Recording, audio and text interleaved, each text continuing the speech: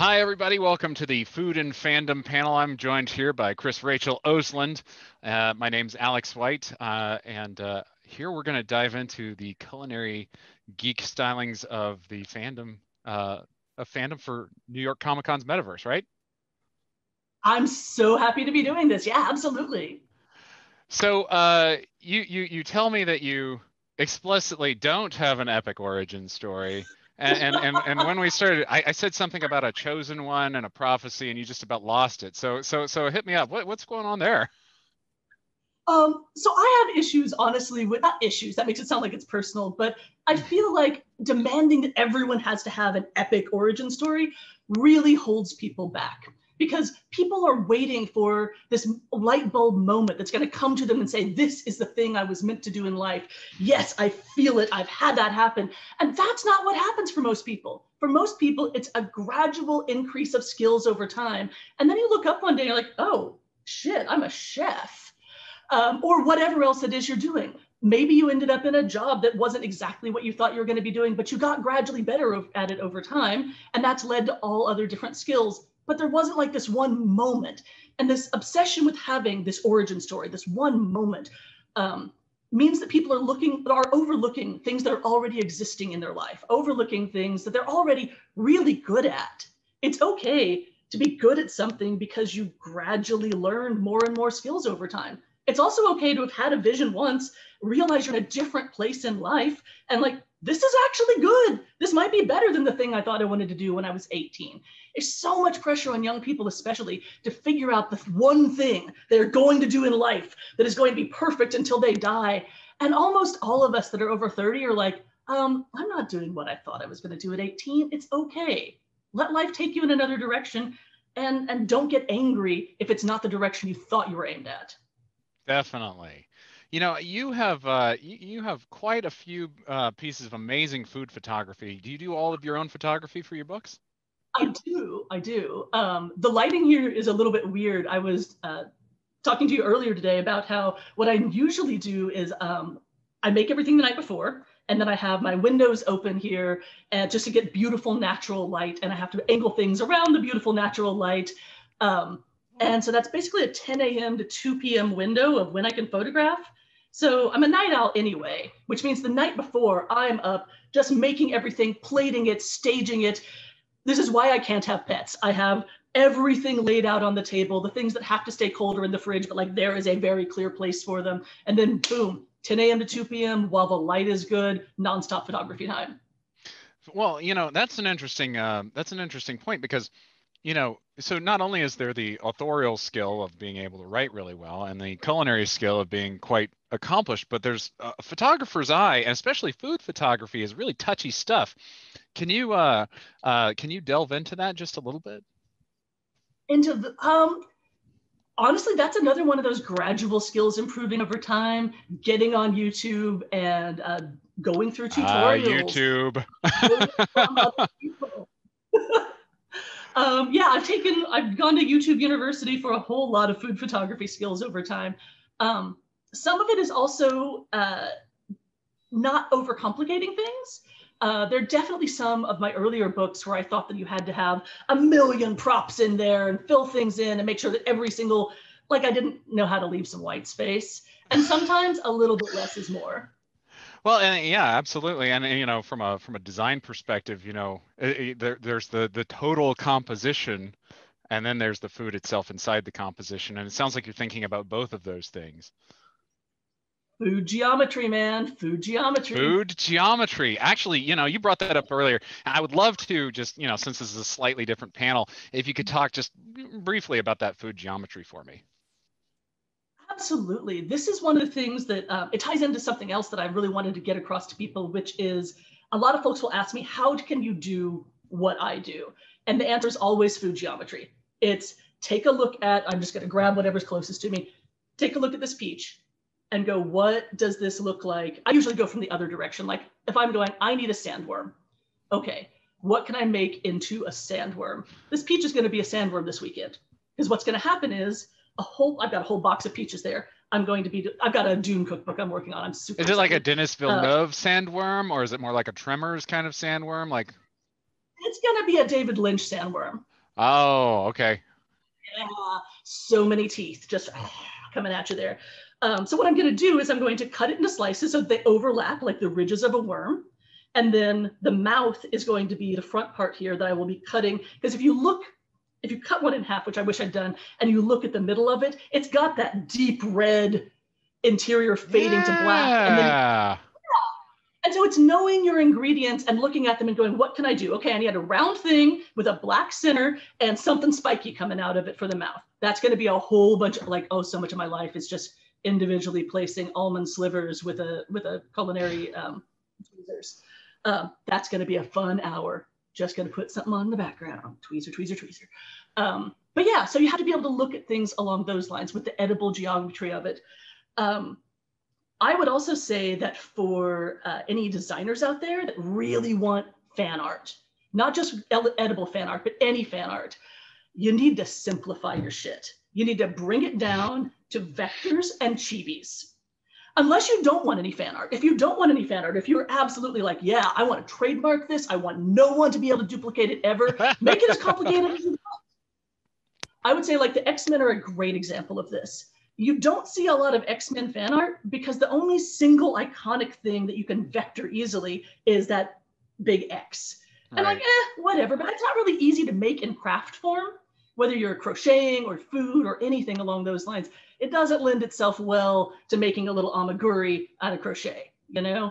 And the rest of the X-Men aren't instantly recognizable if you look at them. You know what is instantly recognizable? The TARDIS. Oh my God. It's a blue rectangle full of white rectangles with a little bit of black lining. You can do anything with a TARDIS. And you can do it really simple or really complicated. Like look at TARDIS merch. Oh my God. You've got everything from a shower caddy, slippers, robes. I've got 2 different TARDIS pies I made. One of them literally took me 45 minutes, if that. It's a very simple pie. It's just like a blue freezer pie, add a little bit of food coloring to it, some white icing, just spin that around, outline it with some black, done. I've got another one that took me half a day that is also instantly recognizable as a TARDIS. Yeah, well, it sounds like you could almost just say like stick to the iconic trademarks. Like the Wolverine mask, that's pretty easy to guess, but you know, a whole Wolverine, I don't know. Yeah. Okay, And not interesting. everything, yeah. Now I'm Not everything curious. has that trademark. Yes. Oh, sure, sure. Yeah, sorry for it's the Zoom future. You know how it is. I'm curious now. Which science fiction or fantasy series do you see just kind of like the most meals in? You know, like Oh. you know, because at first I always want to say like Lord of the Rings because they have breakfast and brunch pretty explicitly in the series. But and as we a good chance to plug your Lord of the Rings. There we go. You It's know. a Hobbit cookbook because it's the 7 healthy Hobbit meals. There's no limbus bread in there because it's not about elves. Well, yeah, and I mean, how are you supposed to make something that like fills you up with one bite anyway? Exactly. It's just grape nuts. As far as other things that lend themselves instantly towards food, Game of Thrones did a fantastic job of that because George R. R. Martin is a hungry, hungry boy, and he was constantly writing in, scenes of like giant feasts. I didn't write it, but the people that wrote the Game of Thrones cookbook did a fantastic job. It is gorgeous. It's well researched. All the food is lovely. Other things that lend themselves towards food. It's funny because almost all of my projects are things that do not lend themselves towards food. And I have to sit there spending usually a couple of weeks going, okay, how am I gonna break this down? Isn't that what makes it more fun though? I mean, like, there's so many meals in Star Trek, for example, but there wouldn't be an iconic meal to point to other than, that blue stuff they keep drinking in all the space operas, I think that Cisco's gumbo, but that's a specific to Deep Space Nine. Oh, well, that's just really good gumbo. Well, yeah. So what do you obviously have a strong connection between food and nerd culture. Do you feel like that's stronger than you would see like outside of nerd culture? I'm gonna say yes. And although there's an interesting connection with it. So here's the thing for me with food and nerd culture. it's filling a very specific gap that is missing for a lot of nerds, because nerds are a disproportionately agnostic and atheistic group, and we're lacking the not spiritual, not religious, but the cultural gap that church services fill is not there. And so that's why I think, for example, watch parties became a thing. Fundamentally, at the end of the day, a watch party is no different from going to church. You show up at the designated time and place, you bring some sort of food that shows I am one of you, that is iconic for whatever that is. Everybody socializes for a few minutes. You shut up, you observe the sermon or the episode, you discuss what you just observed afterwards, then you rinse, lather, and repeat and do it again the next week. I mean, I was born in Mississippi, grew up in Alabama, so like I get it, but like, you know, I've been at my share of church buffets for sure, as a disproportionately atheist person.